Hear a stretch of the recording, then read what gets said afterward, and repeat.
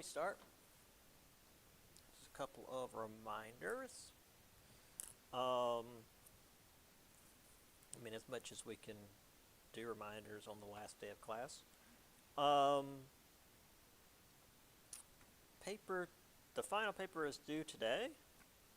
So for my online folks, if you need to turn the paper in, please email it to me by the end of the day today. Let's see, colonization. Should be 20, right? Yeah. And the final, for those of you in here, those of you that are here, is next Monday in here at 8:30. So it's not a 10 o'clock class, it's 8:30. Now, that said, I will also be here this week, Thursday and Friday at 8:30 for other classes. So if you want to come in and get it done early, you're welcome to, rather than waiting until next Monday for it. I've actually apparently got a lot of students that aren't going to be here this week due to spring break that are going to use that class period next Monday for theirs. I'm not worried about it overcrowding because this is a big class and you guys are a small class, so it should be fine. Also, for my online students, y'all don't have to try to come up here. You're the online section of the hybrid course for a reason. I put the test online last night, and I will be launching that pretty much at the end of class today. And as usual, you'll have a week to do it. That said, once that week is up, I am taking it down, and you will get no further chances because the grades have to be in by next Tuesday. No exceptions. So get it done. If you're on spring break this week and you can't get to a computer, get it done over the weekend. Get it done, period. You've got time to do the review and then do the test. Everybody else in here has like a 2-hour period to do the test. You can get it done in a weekend. I think that's it. All right, let's do the review and get it over with. So, let me make sure that it is actually properly recording. Oh, actually, I'm not going to be able to pull it up without showing everything, but that's fine. It doesn't really matter. There we are. All right. So, let's start with waves of colonization. Let's see, where does my short answer begin? Right there. All right.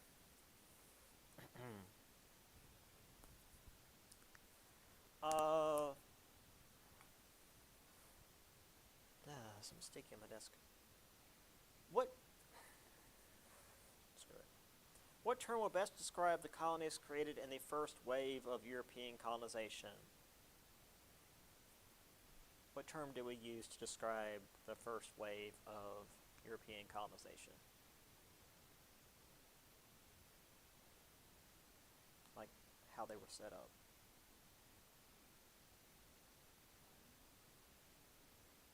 Well, yeah, they were colonies, but yes, they were set up as Neo-Europes. They were set up as little Europes. Again, those of you that have had my American history class, just look at, we're all here in America. U-R-O-P, yes. Just look at anything named here in America. We've got, like, New York and New Jersey, and the whole region is called New England. And, Canada was called New France for a long time. Mexico was called New Spain. We weren't real creative with our naming. Yeah. The second wave, what was the term for the second wave of colonization? How were the second wave of colonies used?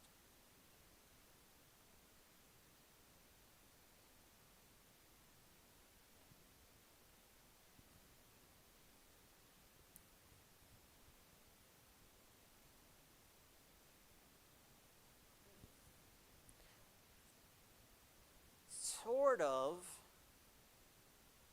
You're on the right track.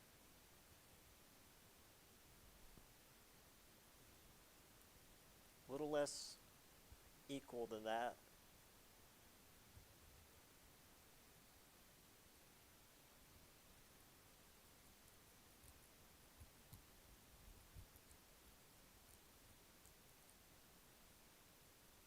Because you don't have to have a colony to trade. The Crown Colony is part of this. What did they use these colonies for? Or what did they do to these colonies might be the better way to put it.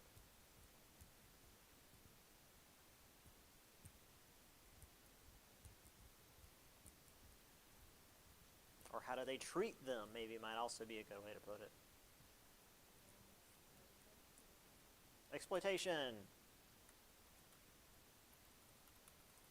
Yes, these were exploitation colonies.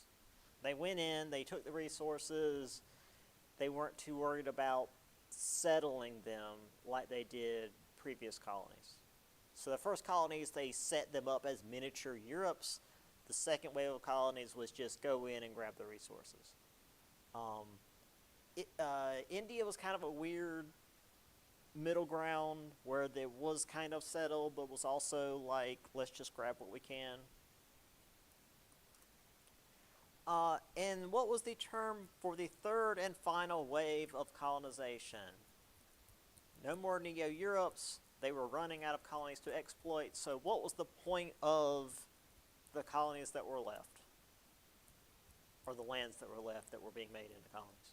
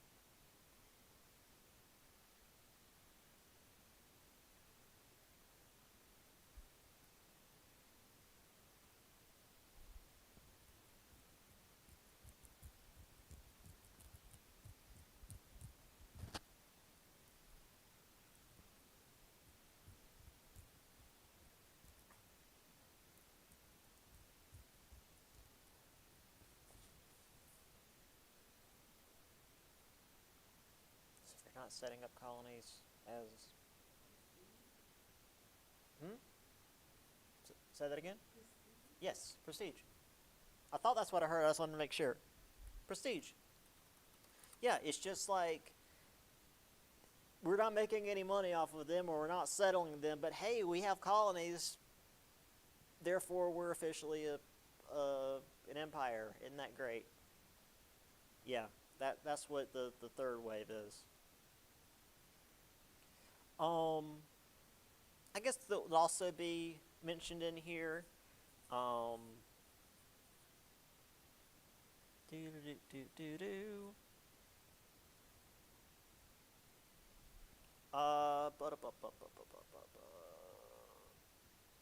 What document ended the first wave by closing off the Western Hemisphere to European meddling? Yeah, Monroe Doctrine. I would say I figured that would that one would be stuck with you. All right. On to India. Let's see, how much do I have here with India? Oh, we got quite a bit with India. Okay. Oops. was the name for the native Indian soldiers in British employ, particularly via the British East India Company? So these were soldiers working for the British, but they were native Indians. Sepoys, yes. Actually, do I have a separate section for this, or no? Okay.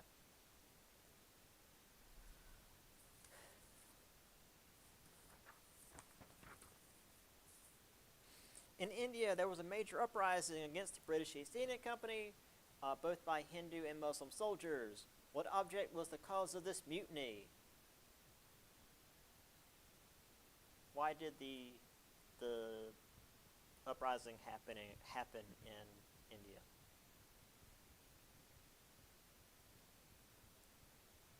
It was over a specific thing, like an object, not even like a. It wasn't like a taxation without representation thing, like America. It was an object, a thing.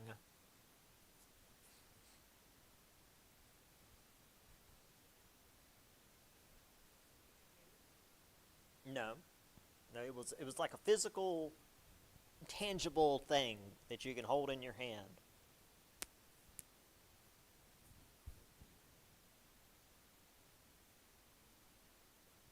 And in this case, put it in your mouth.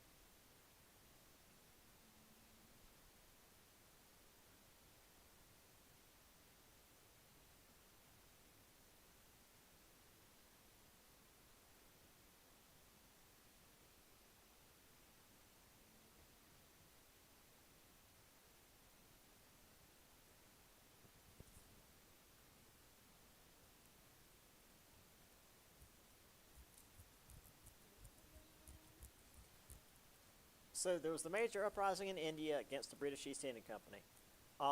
What was the object that caused this mutiny? What was the physical thing? It wasn't tea. It was a problem for both the Hindus and the Muslims. Hint, hint.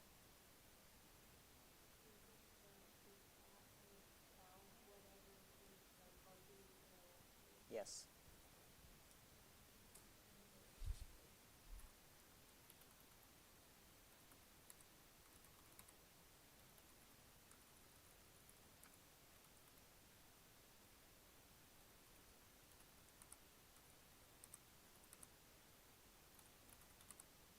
Yes.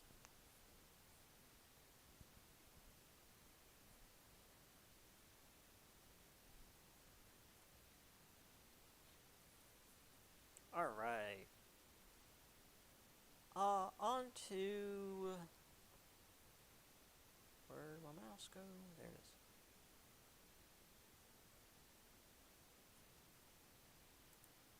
China.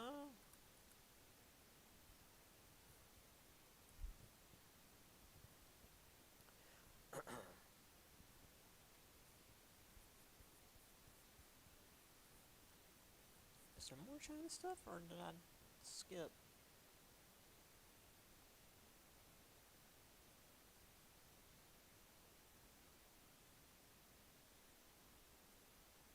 Oh, okay. Well then.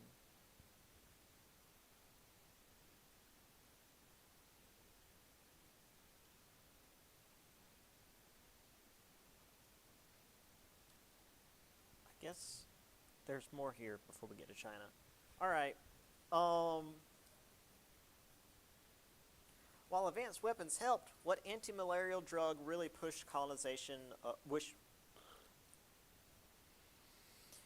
What anti-malarial drug really pushed the colonization of sub-Saharan Africa?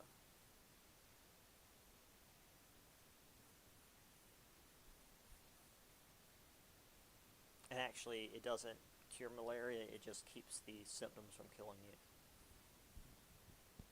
Turns out.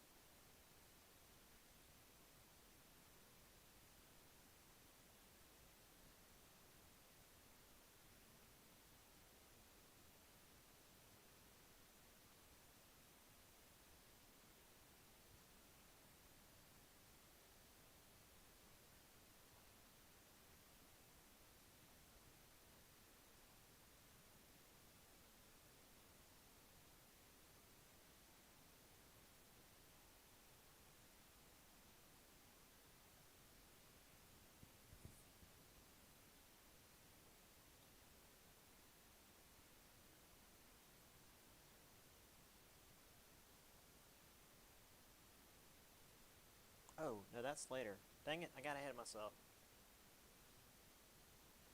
Well then, okay. Um, that will go down here.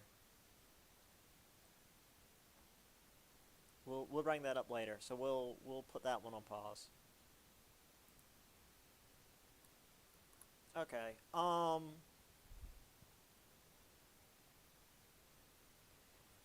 China.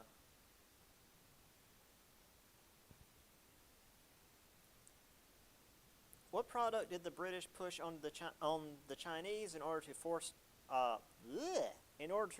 open their trade to be more beneficial to the British?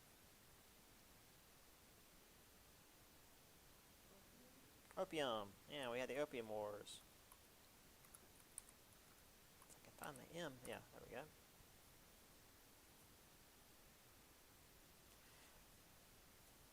we go. What was the name of the American? Who was the name of the American commander who forced open Japanese trade, which in turn pushed the Japanese to modernize?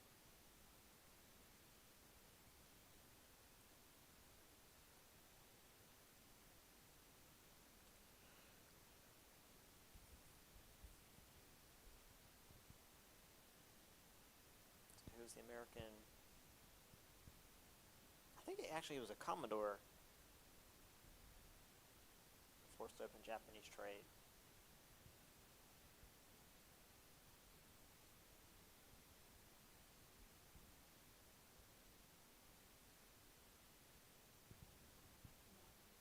Matthew Perry.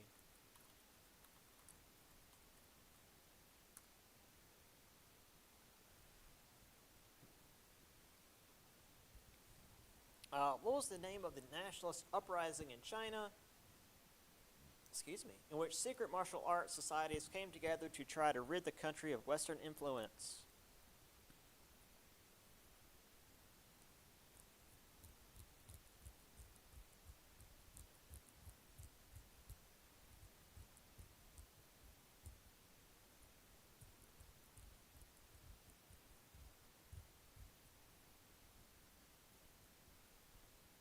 Nationalist uprising in China, which I asked last class.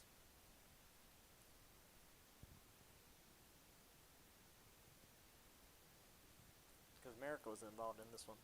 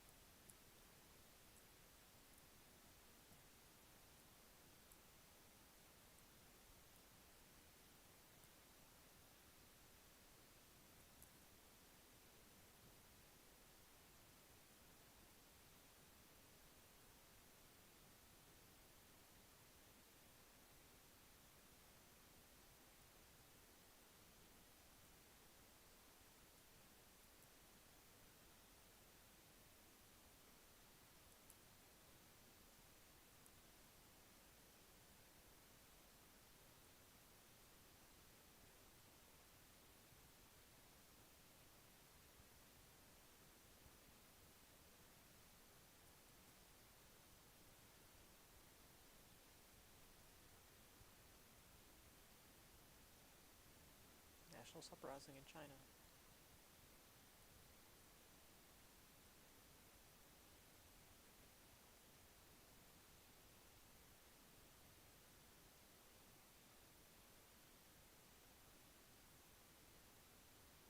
They focus on martial arts club, so Westerners only knew one thing where you hit people with your hands.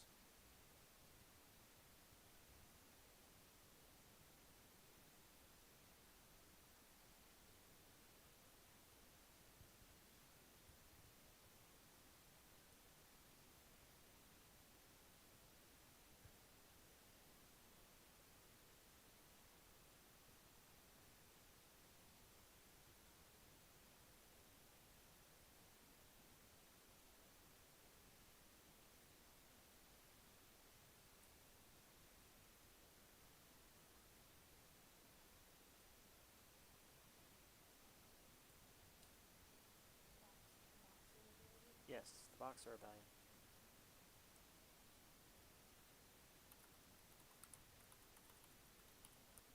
The Boxer Rebellion.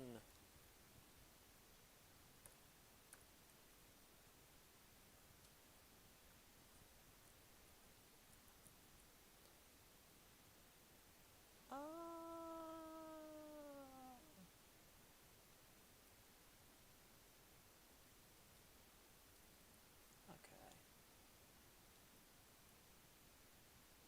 I guess I'll toss this in at the end here, because I don't know where else I'd put this.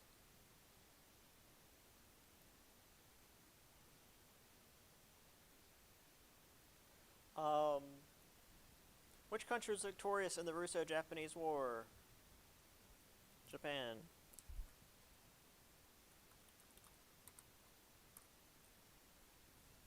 All right.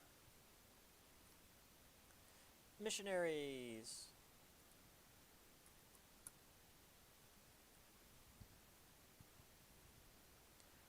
Who was the German missionary in Asia who adopted Chinese language and dress and worked tirelessly to translate the Bible into both Thai and Chinese? He was the German missionary. So he's the only one with a German name.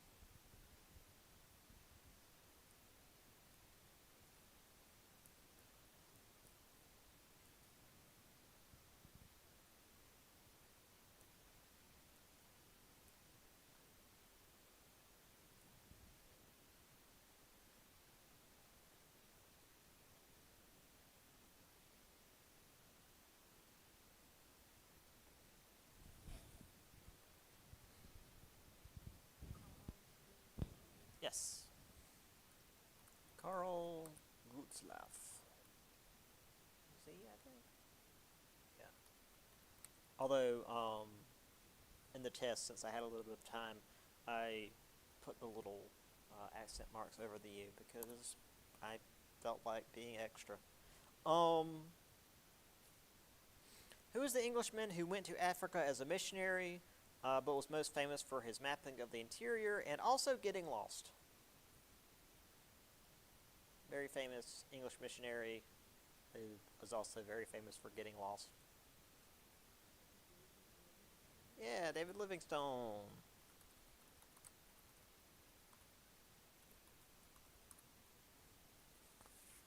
And off the back of that, who was the British reporter who spent 2 years finding Livingstone and became one of the most sought-after explorers during this time period? So who was the guy that went out and found? Yeah, Henry Stanley.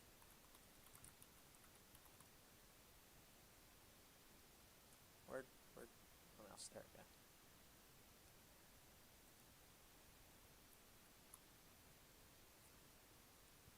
All right, quick comment on the Great Game.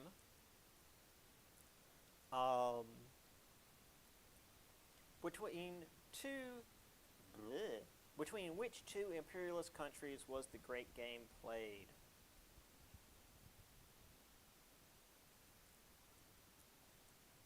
We talked about the Great Game. Which two countries were part of the Great Game?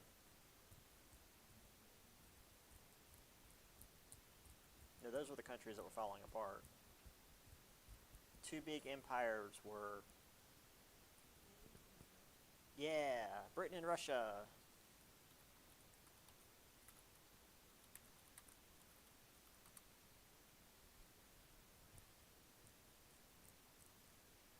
I don't think there's really.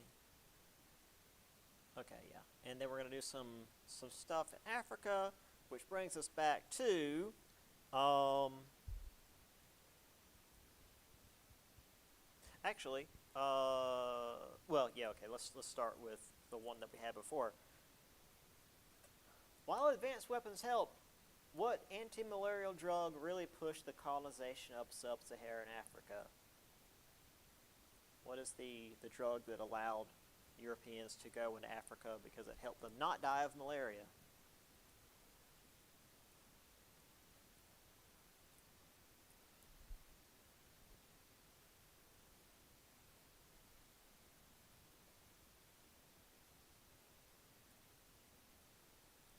This is actually a major plot point of Far Cry 2.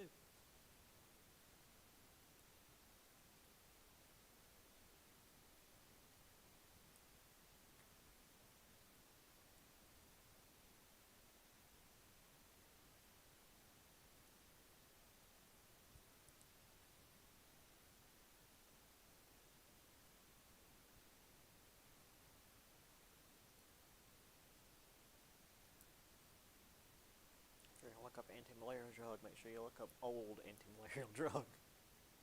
Because there's surely much more modern stuff now.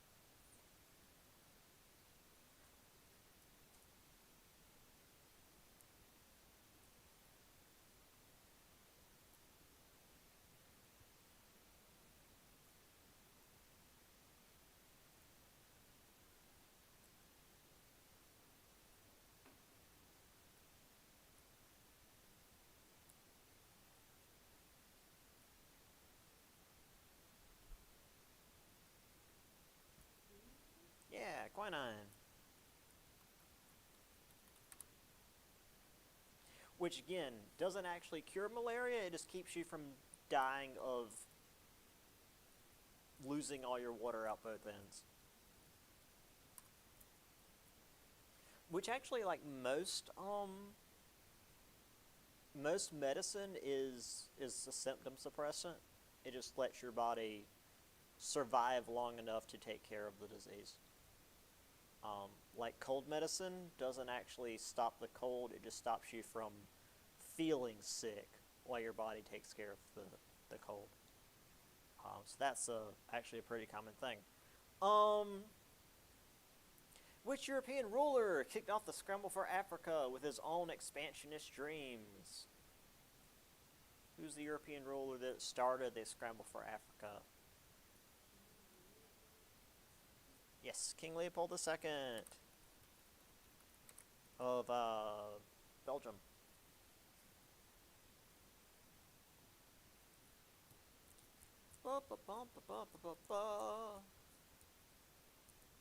What very important canal through Egypt helped tie the Britain? Bleh. Let me just read it as I wrote it, because I knew what I was doing when I wrote it. What very important canal through Egypt helped tie Britain ever closer to India? What is the canal through Egypt? Yeah, the Suez Canal.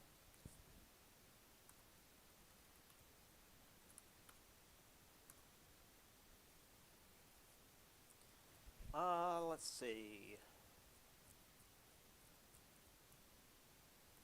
Not all of Africa was going to go quietly, as the Italians found in 1896. Which African country handily defeated the armies of this modern European nation? So what African country whipped the Italians?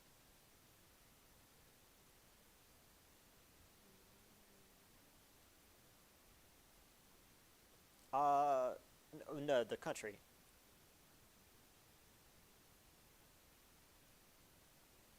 Dang it. I was just thinking about that.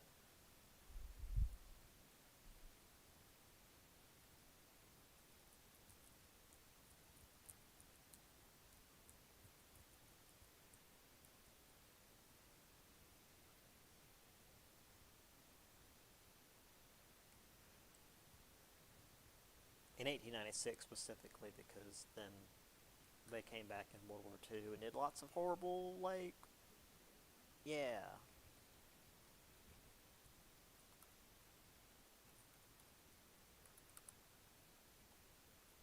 All sorts of horrible, like, war crimes in World War II.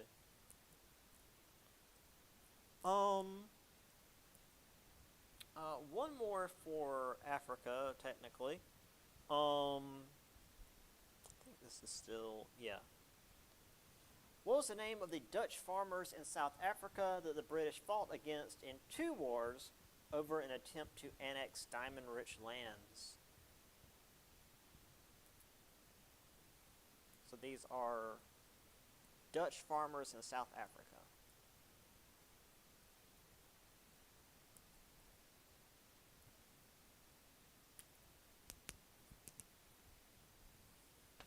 Oh.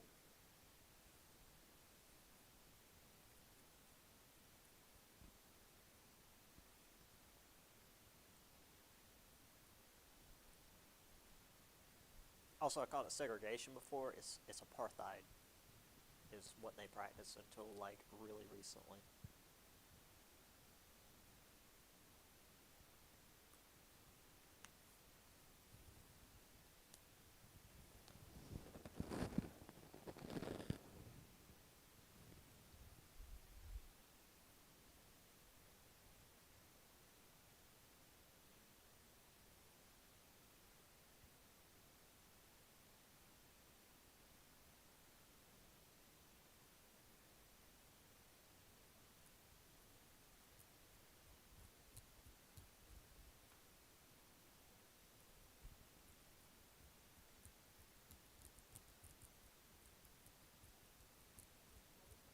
Yeah, the Boers.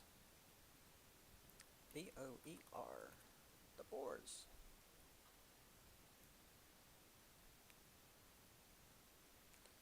I think that's it for that chapter.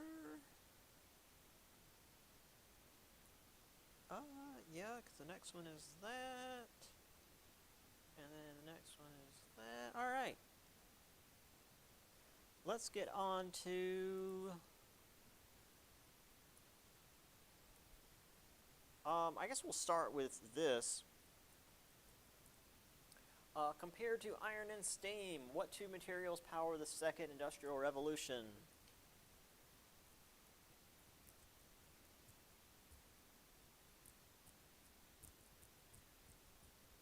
So the first industrial revolution was iron and steam. So the second one was what? Built with iron, powered by steam.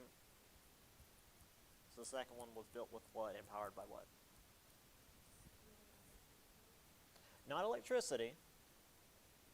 I mean, there was electricity, but, like, you didn't have electric, say, trains. What was powering the big machinery?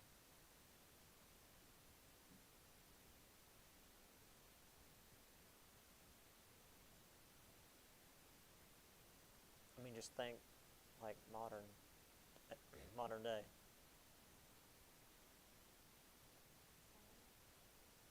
No, coal was steam.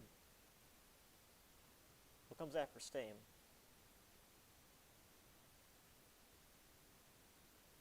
What's the big... What are we fighting wars over? Or did you not say coal? You said something else. Right, steel and...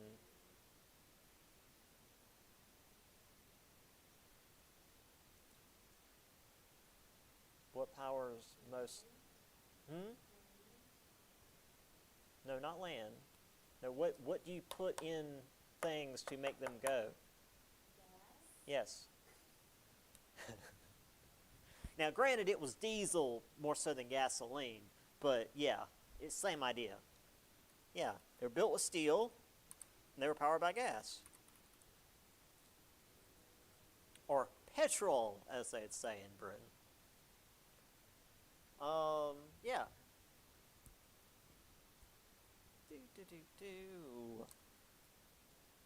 All right, creating the first metropolises. metropolises. What was the name of the first subway system which helped London grow at the turn of the century? So what was the subway system in London?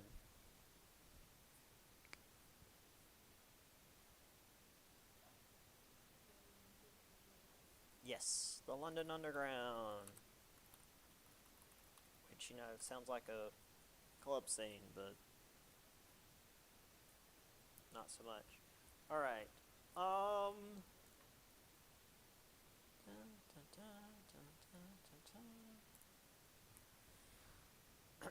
What was the major force behind the social mobility of turn of the century Europe?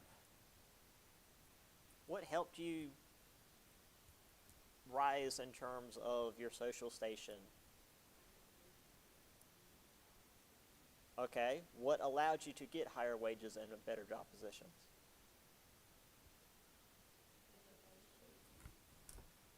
Yep.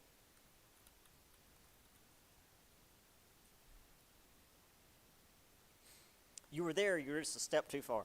Yes. Let's see, is this next one? Yeah, let's do this one. What was the name for women, particularly in Britain, who pushed for women's right to vote? Suffragettes.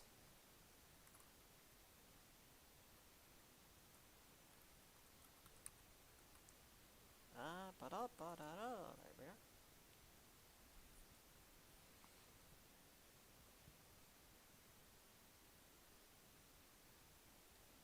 Okay. Art and architecture.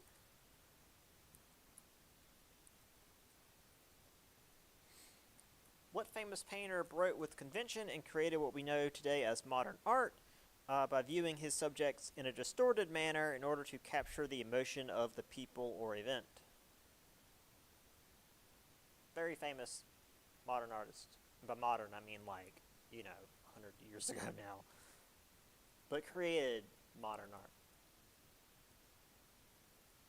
I mean, we're like 2 or 3 art movements beyond what's considered modern art, but whatever. Yes, Picasso.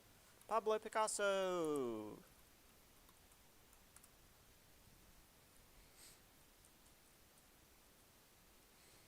Who was the famous architect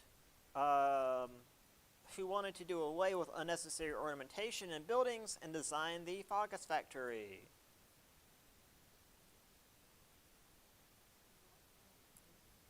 Yes, Walter Gropius. Again, I think I mostly remember him because I spent so much time in the art department, and art students are a bunch of children, and they thought his last name was funny, and that's all I ever heard. I didn't even really know what he did.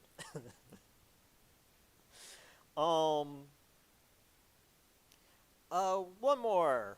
What art form brought together liberal France, especially Paris, and conservative Russia? What was the art form that united France and Russia, especially Paris? Because that's where it all went down.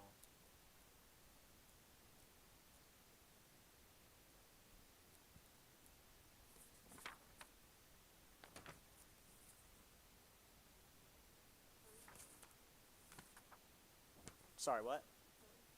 Not poetry.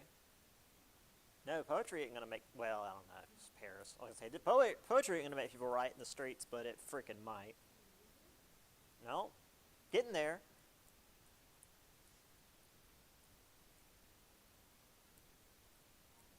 Yes. Then again, I don't see ballet as something that would make people write in the streets, but again, Parisians, man.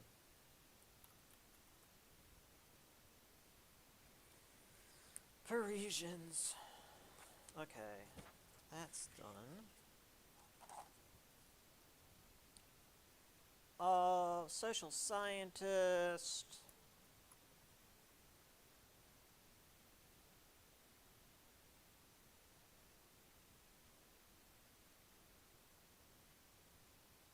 Is this right?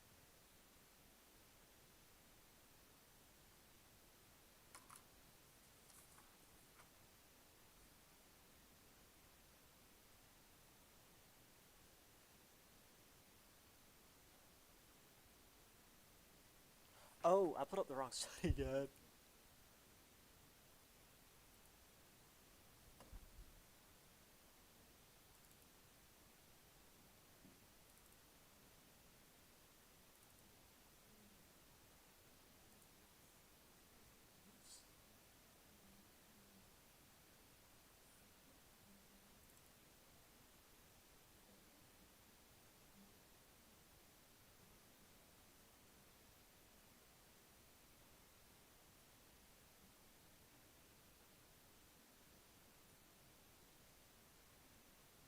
All right.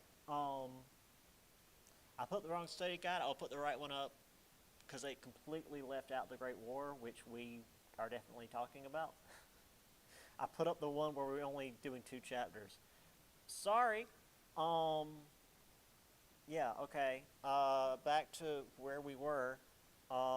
Social scientists. So, yeah, whoops. All right. Let's see. What social scientists worked on the disturbing psychological trends seen in crowds?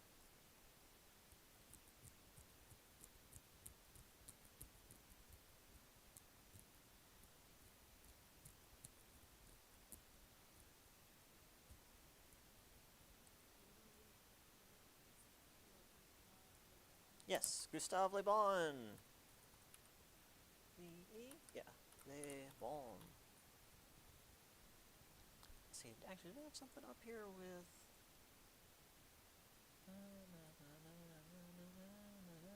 No, everything else is identical. Okay.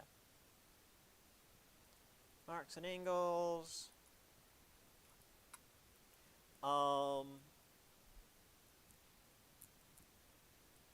For what economic group was the Second International Working Men's Organization founded?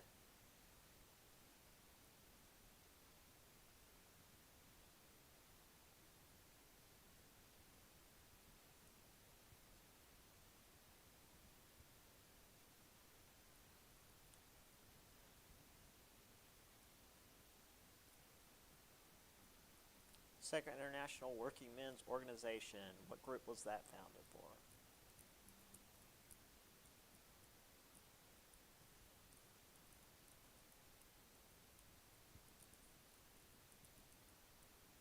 I'll give you a hint. We're talking about Marx and Engels.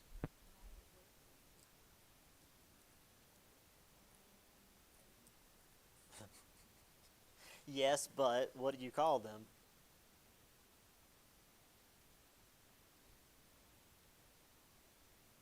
What were they called at this time?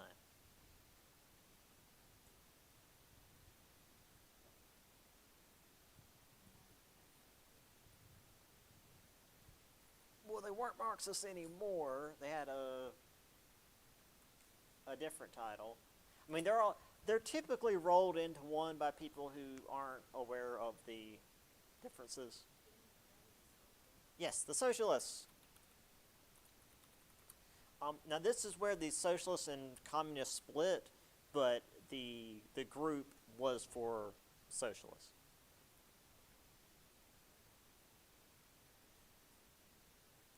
Also, I'm just going to toss this in here at the bottom, or just in with Marx and Engels, although technically this doesn't have anything to do with that yet. Following the Russo-Japanese War, there was pressure to create a legislative body in the defeated country. What was the name of this national parliament? So what was the name of the national parliament in the defeated country after the Russo-Japanese War?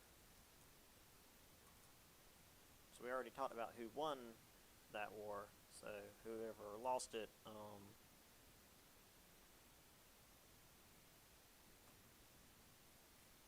had to create a parliament.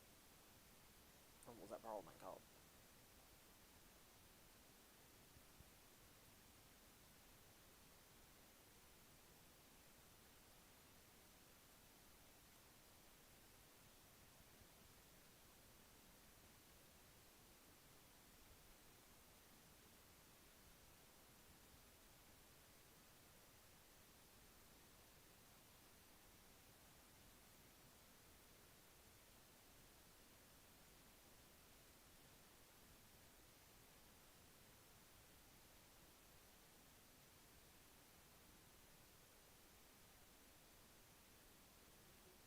The Duma. Very good.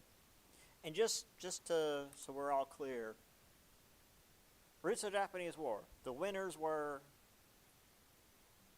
Japan, so the losers were Russia. So Duma was the representative body in Russia. Just so we're all clear with that. The representative body in Japan, which came later, is the Diet, if I remember right. At least that's what it is today. Okay, I think the last thing is this for this chapter. Following the lack of legal representation in the Dreyfus Affair, what movement began among the Jewish in Europe looking for a nation-state to call their own? Zionism. And as I mentioned in the class when we were talking about this, it's got a different meaning now. But yeah, Zionism. All right, now let's get into World War I. We've only got, well, not too awful much. All right.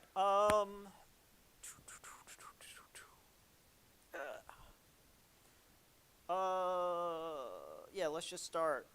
Whose assassination sparked the beginning of the Great War in Europe? Yeah, Archduke Franz Ferdinand.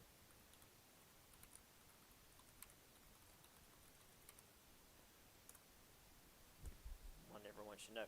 What region became the powder keg for the events that would lead into the Great War?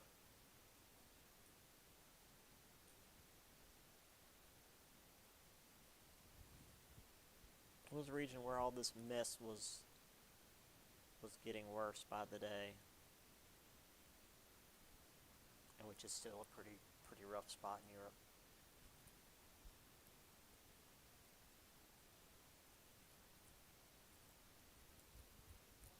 The Balkans.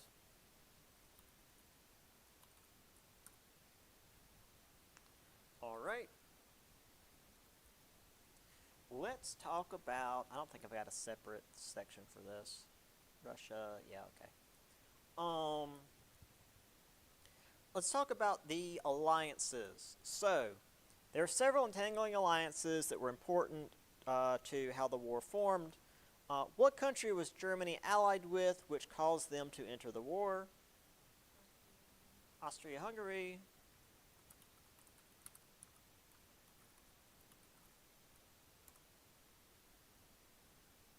What country did France ally with in order to contain Germany, which in turn pulled them into the war? Russia. Which, I mean, we already talked about that, like, you know, up here. Well, on the other one.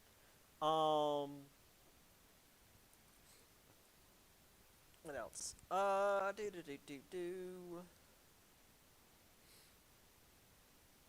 And finally, which country's neutrality was Great Britain sworn to uphold, which caused them to enter the war alongside the Entente?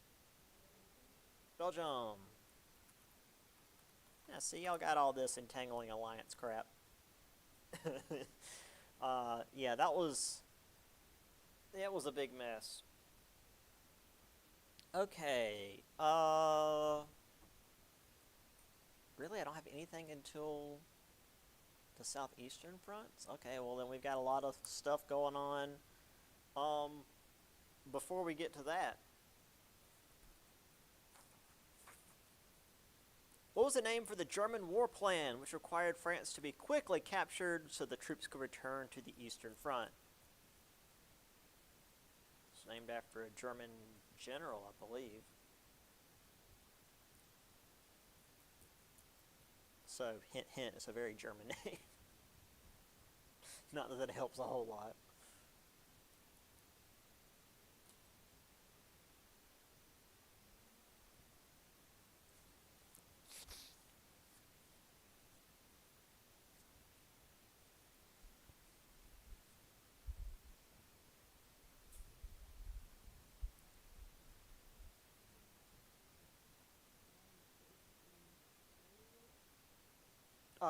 No, not Holvig. Now, he might have been the one that suggested it, but that's not the name of the plan. It's just one word for the plan. Or one name, I guess. But not like a full, not all that. It's like a two syllable name. Yes, that one. I know what you're trying to say. The Schlieffen Plan.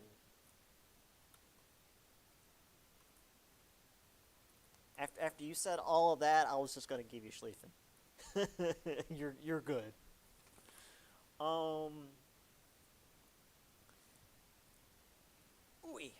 After the first battle of the Marne, the plan for a swift victory broke down, and the sides were forced into a stalemate. What sort of warfare evolved out of this? Which is pretty much what World War I is known for. Yeah, trench warfare. You can tell I was trying to get questions at this point. I ain't gotta get 50 questions, what the hell? Do I have? Or is it really just more of this? Yep, okay.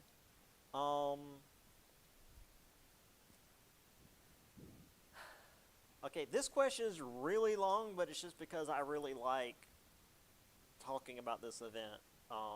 But it's actually a really simple question. A lot of attempts to break the stalemate.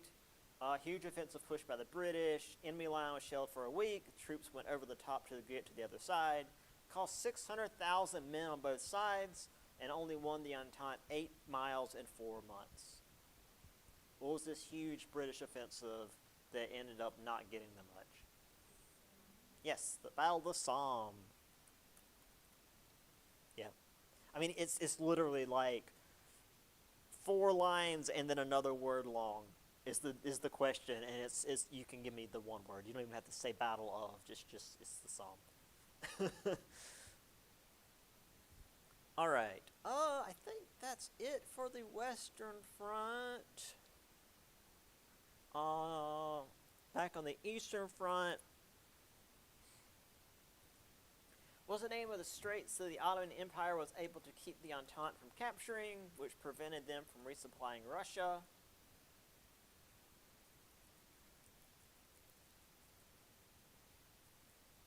This was a pretty big failure for the Entente, actually.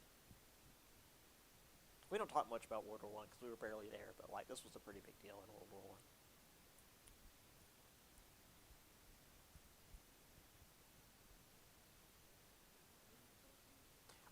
What was the name of these straits, which are, small isles of water? Straits that the Ottoman Empire was able to keep the Entente from capturing, which prevented them from resupplying Russia. These are little narrow channels. Yes, the Dardanelles.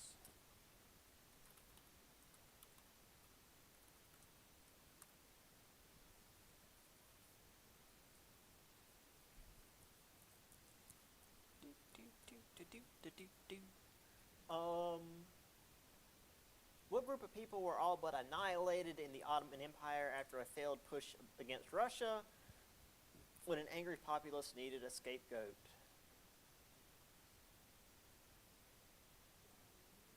The Armenians, yeah, the Armenian genocide.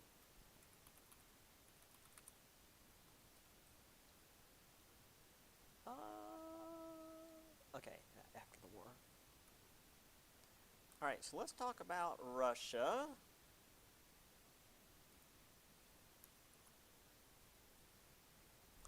But first, let's start with Nicholas II's illiterate advisor, who has one of the most famous and drawn-out deaths in history. Yeah, Rasputin. I was going to say, I assume you would get that.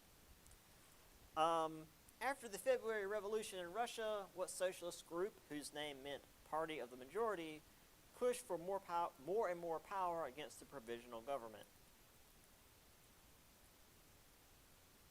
So what was the group that was trying to push for more power and take it from the provisional government?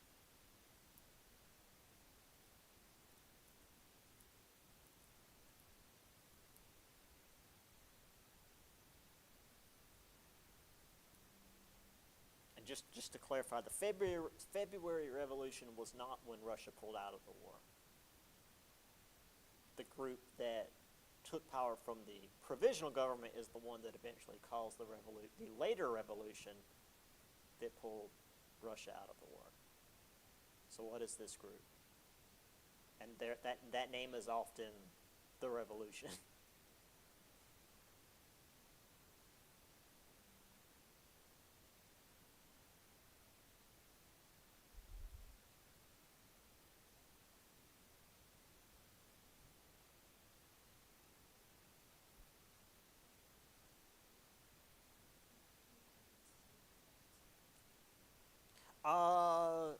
They came from the Petrograd Soviets. Yeah, the Bolsheviks. Bolshevik means party of majority. Bolsheviks.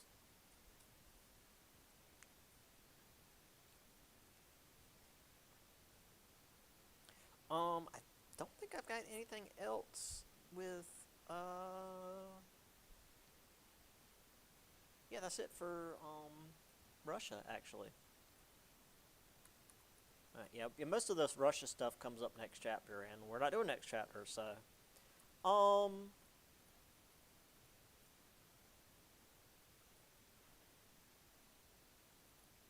Dang it. Okay. Give me the date of the armistice. When the war ended.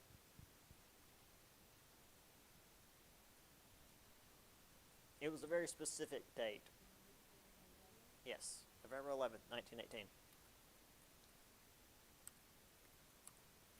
Because, whoa, 1989, 1918. Because it was specifically 11,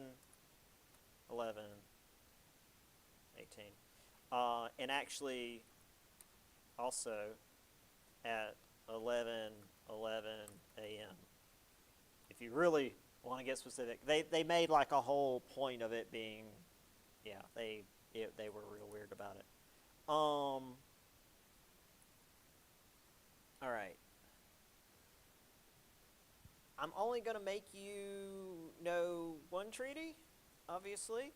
But before we talk about the treaty, let's talk about some stuff that happened towards the end of the war, such as the deadly pandemic that spread across the world at the end of the war, killing more people than the conflict itself. The Spanish flu, which again we talked about in my American history class.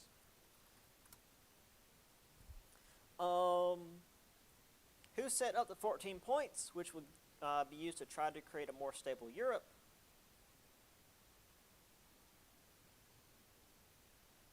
Whose idea did the 14 points come from? Yeah. I was gonna say we had a whole thing for him in American history. Yeah, Wilson.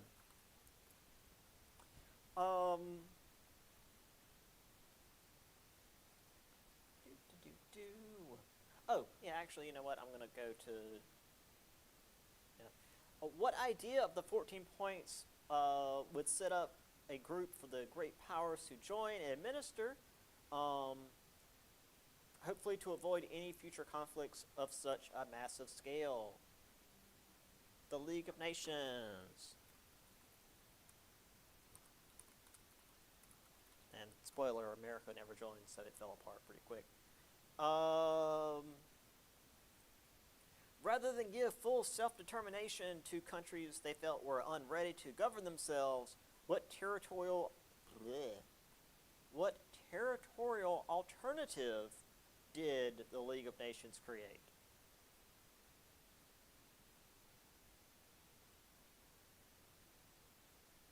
This was another very British thing. But the French were a part of it too.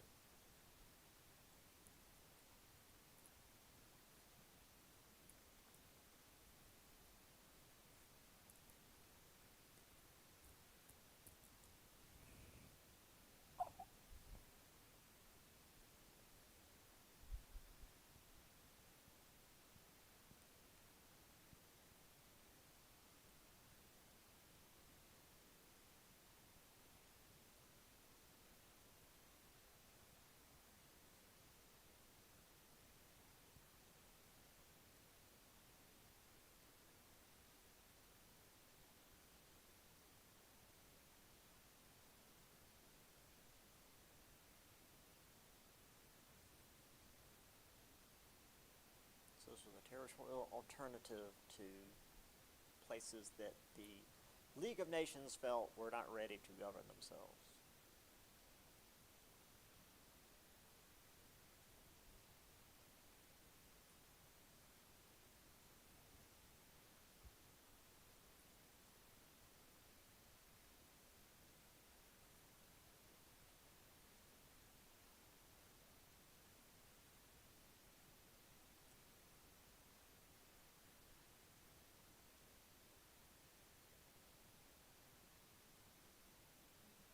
Yes. Which I was going to say is like what we did with Cuba, but not the same word. Mandates. Because technically they had like a time limit on them. After a certain number of months, a certain number of years, they would get autonomy if they fulfilled certain obligations. It was all very colonialism inspired. Okay. What was the name of the treaty that German civil leaders had to sign at the end of the war? Treaty of Versailles. That one's an easy one. You're not going to have to know all the other treaties. Just, this is the important one anyway, because Germany did most of the fighting regardless. All right. One more, and this is definitely the hardest one. After the war, the remains of the Ottoman Empire and Greece had a dispute over Istanbul. What was the name of the nationalist Turkish leader who repelled the Greek armies? And I say this is the hardest one. I specifically went with the easiest of the two names. Yes, Mustafa Kemal. Because, well, since you're in the notes, you can go down just a little bit and see the Greek nationalist leader that I could have asked instead, and I decided not to. Yeah. So I decided not to do that. So yeah, that's the final, which is again a week from today. In here at 8:30. It's not a 10 o'clock class. You're welcome to come in either Thursday or Friday if you want to do it early, but not, whatever. And again, tomorrow at 8:30, I'm going to be in here with Atomic Cafe and then Dr. Strangelove if you want to do some extra credit or just want to enjoy some crazy Cold War movies. Regardless, I'll see y'all later. And I will put the correct station with all the proper information. All right, see y'all later.